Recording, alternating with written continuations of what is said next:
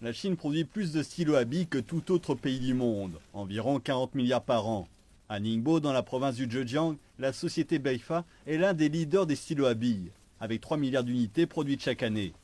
Mais la Chine a toujours besoin d'importer un matériau clé pour fabriquer ses stylos.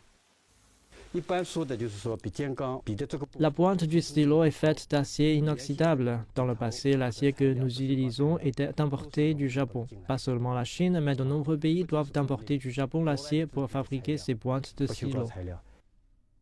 La pointe d'un stylo à billes consiste en une boule et un réceptacle pour tenir la boule. Désormais, la boule est fabriquée en Chine et pourra être exportée.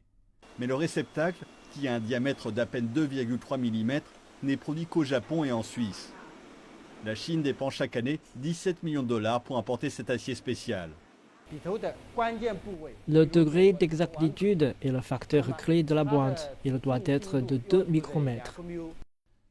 Début 2016, quand le Premier ministre Li Keqiang s'est rendu à Taiyuan, la capitale de la province du Shanxi, il a fait part de son inquiétude au sujet de la réduction des capacités excédentaires de production d'acier et de fer, alors que la Chine devait encore importer l'acier nécessaire à la fabrication des stylos à billes.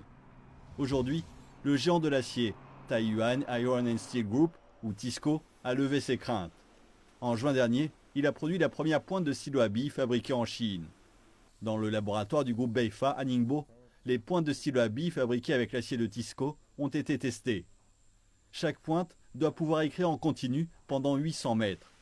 Beifa a commandé sa première cargaison d'acier à TISCO et la société espère pouvoir remplacer complètement ses importations par de l'acier local d'ici 2 ans.